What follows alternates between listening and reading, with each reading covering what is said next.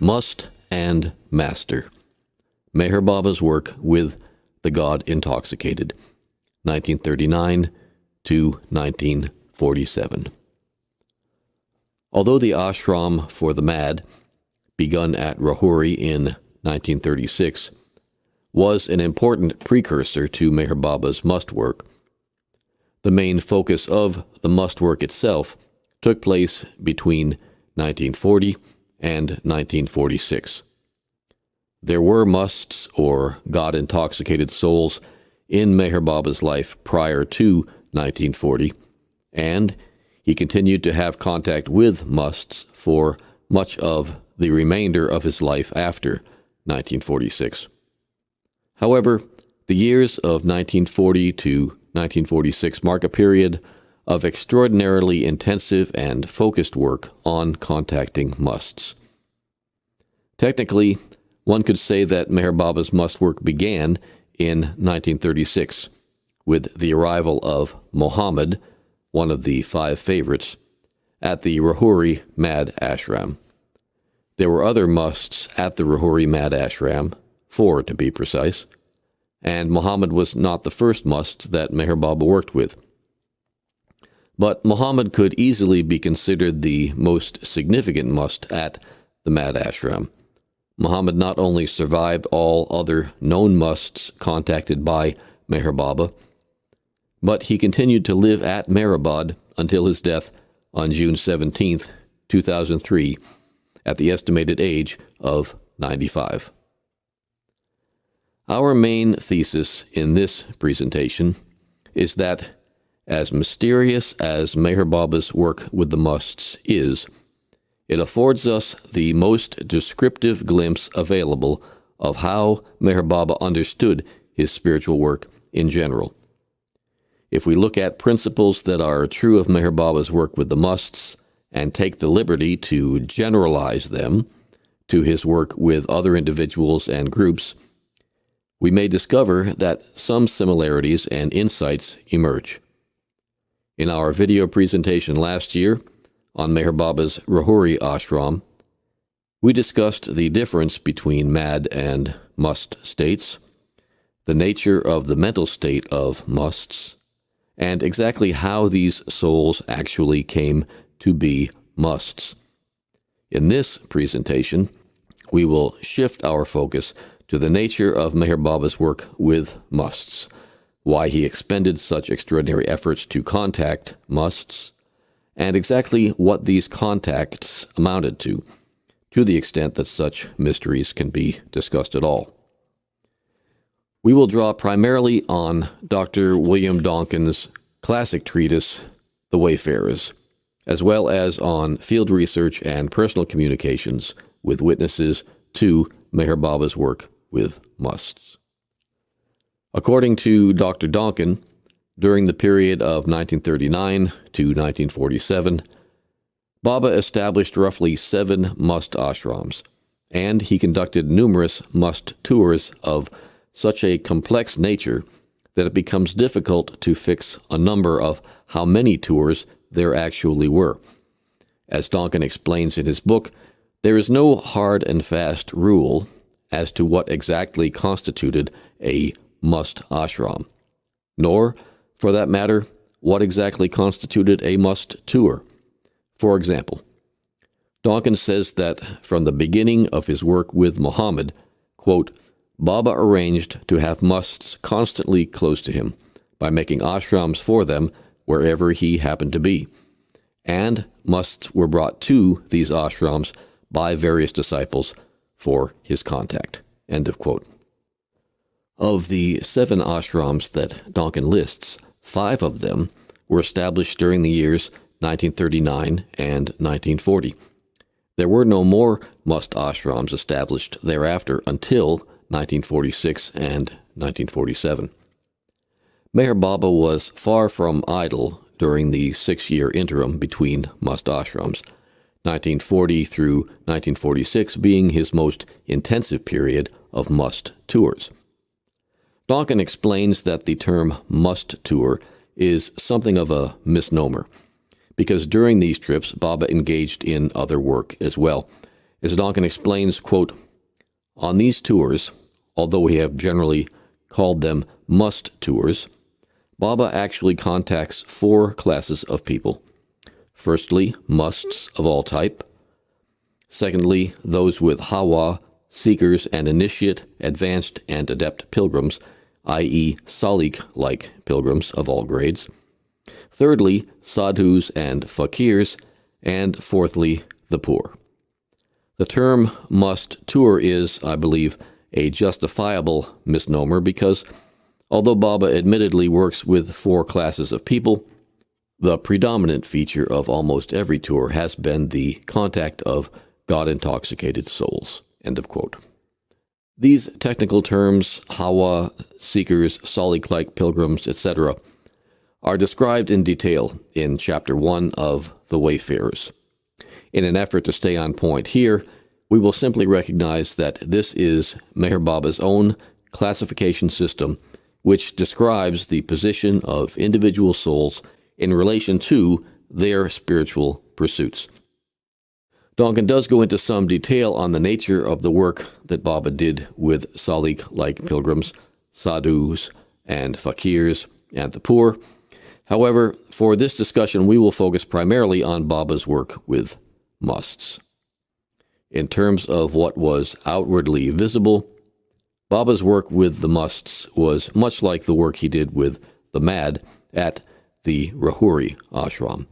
As Donkin describes, Baba's work, his visible and external work, was to shave, bathe, clothe, and feed each inmate as soon as he arrived, and each day to scour the ashram latrine and to bathe and sit in seclusion with a number of the old inmates.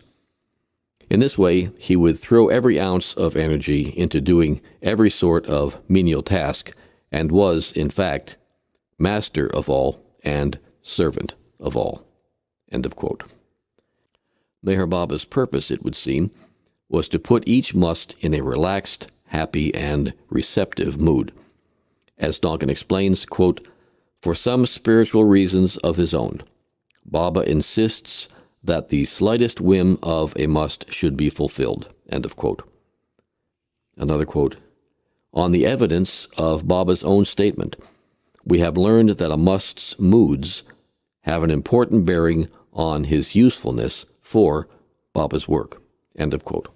And another quote, "Baba has stressed that he must fulfill the slightest whim of a must, and that if he fails to do this, the rapport is vitiated by an irritability on the part of the must, who feels his wish to have been frustrated. In this way, musts, like children, have the most inconsequent fancies and become upset if these are thwarted." End of quote. Well, why was this effort to please the must so important? Whatever Meher Baba's spiritual reason, it was abundantly evident to Dr. Donkin that a receptive mood on the part of a must seemed to release a great deal of joyful energy in Meher Baba. Dr. Donkin explains, quote, "Indeed, there is nothing that makes Baba so really happy as a first-rate must in a first-rate mood. When Baba is working with a good must, he becomes so engrossed that, for the time being, he utterly forgets his meals, his sleep, his clothes, his mandali, and, it seems, the whole wide world. The mandali, though they are glad to share these moments of manifest happiness, are often amazed at the relentless energy with which he pursues his work. At such times, Baba presses the throttle down hard to the floorboard without regard for the damage that he might do to the intricate machinery of his physical frame." End of quote. For the purpose of bringing about just such a happy state of affairs, Meher Baba and his mandali went through untold hardships and privations, traveling over 75,000 miles and making approximately 20,000 contacts during the years of 1940 through 1946. Many of us have read accounts of some of these difficult journeys or heard Erich and others speak of them. Beidel recalled to Donkin that on one tour in 1946, the party averaged a total of 14 hours of sleep over 8 straight days of work. Donkin also reports that, according to the Mandali who traveled with Baba, quote, throughout all these hardships, Baba remained the freshest of all, and after each contact with a really good must, he seemed particularly radiant, as if some great work had been achieved or some heavy burden lifted. End of quote. Whether in the must ashrams or on tour, the pace was often exhausting, requiring a constant vigilance that could, as Donkin describes, quote, produce a sense of stress and demand a power of adaptability not unlike that needed in war. One must be ready at any hour of the day or night to go into action at a word from Baba, or to change one's plans to meet a new situation. End of quote. All of these efforts and difficulties were undergone for the primary purpose of contacting a must. What then, we might well ask, did these contacts actually consist of? According to Donkin, quote, externally, Baba usually does three things when he contacts a must on tour. He feeds him, he gives him a metal coin, and he sits with him in a secluded place where no one sees this silent conference. Since observing silence, Baba has not touched money except when he gives it to musts, Salik-like pilgrims, sadhus, and the poor.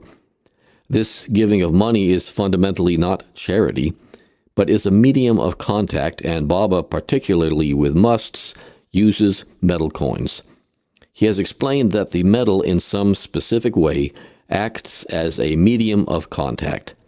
Those who go on a must tour with Baba are often painfully aware of this necessity for metal coins, for their arms and fingers ache from carrying a heavy bag of coins of all denominations. End of quote. Well, this provides us with a rough outline of the external physical activities that Meher Baba engaged in when contacting a must. But why was this so important? What was the urgency behind these intense and often grueling activities? In the second discourse by Meher Baba at the beginning of Dr. Donkin's book, The Wayfarers, Meher Baba explains the state of mind of musts and how the master helps to relieve their suffering as well as regain a balance of spiritual perspective. Additionally, he explains that musts can be of great spiritual help to aspirants as well as to the master. In regard to helping aspirants, Meher Baba explains, quote, in spite of the fact that many musts lose their balance while traversing the path of the inner life, they are often capable of rendering effective service to other aspirants less advanced than themselves. Musts are completely oblivious of worldly considerations and values, but they are very sensitive to the spiritual needs of those who come in contact with them. Musts, because they are consciously stationed on the higher planes, can give to aspirants just that type of occult help that is necessary. End of quote.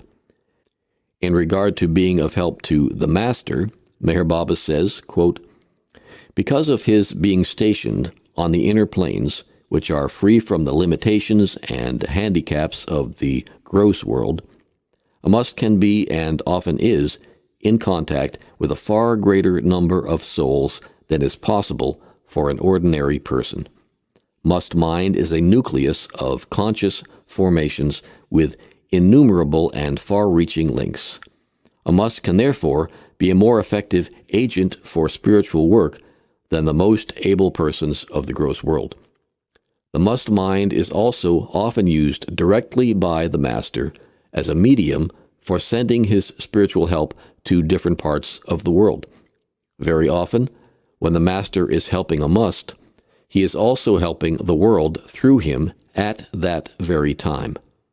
When a must thus surrenders his mind for the work of the master, he is, in fact, getting closer to the master as truth. He is being perfected far more rapidly than would have been the case if he had avoided such surrender. End of quote. Without putting too fine a point on it, Donkin describes an example of what this might look like.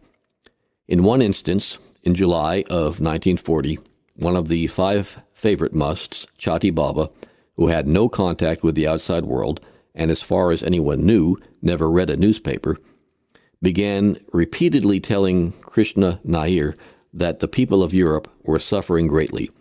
According to Donkin, one day Chatti Baba sat pouring earth over his head when he said, quote, that there would be much anguish and privation and that many would die of starvation, but that Baba would finally assuage the suffering of the world, end of quote. Chatti Baba's distress seemed to reach a climax when, quote, on the night of 9 June 1940, Chatti Baba became suddenly violent, noisy, and abusive, and emerged in a state of disorder and frenzy from his little room. He went directly to Baba's room and declared that his house had now been utterly destroyed and that he had come for shelter to Baba. If that remark were literal, it made no sense at all, since his little room was, as it always had been, small and bare, but neat and whole, and a place where he was usually happy to sit alone for hours. Baba at once gave orders for the two to be left alone together, and Chatti Baba for some hours was heard chattering and expostulating with Baba. Eventually he became quiet and spent the rest of the night alone with Baba, end of quote. It was during this period that the German army overwhelmed the French military and took over the country of France. The Germans marched into Paris on June 13, 1940. Baba later explained that, due to Chatti Baba's connection with France, he had become distraught and agitated due to the extraordinary suffering that the French people were experiencing during this period. This anecdote seems to underline the following statement by Meher Baba in his discourses. Quote, those who have even a preliminary acquaintance with the structure and laws of the inner spheres of existence know that complete isolation of human beings is a figment of imagination. The gross world as a vehicle of spiritual life has its own indubitable importance, but the links and connections existing between different persons can by no means be fully estimated if we merely consider the tangible transactions which take place in the gross world. End of quote. Reflecting on Meher Baba's work with the musts, it does not seem out of place to reflect on whether there is anything we have learned that we might generalize from this work to his work with individuals, groups, and humanity at large.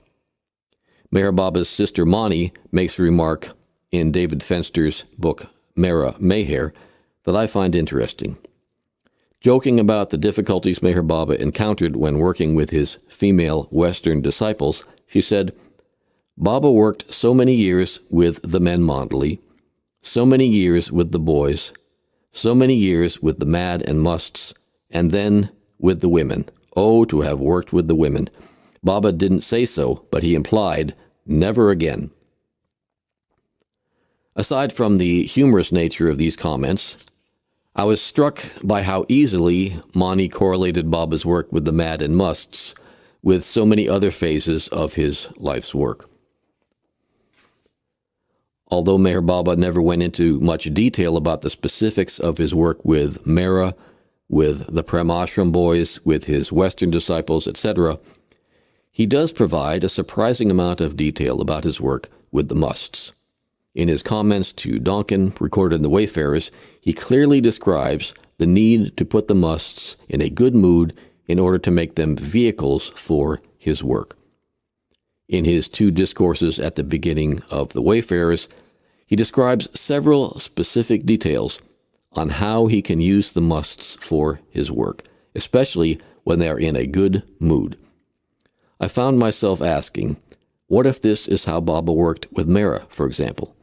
He certainly would go out of his way to make her happy, often catering to her every wish, much in the same way that Donkin describes him doing with the musts. Mani often said that Mera represented the universe. Was Meher Baba using her as a medium for channeling his love to the world at large?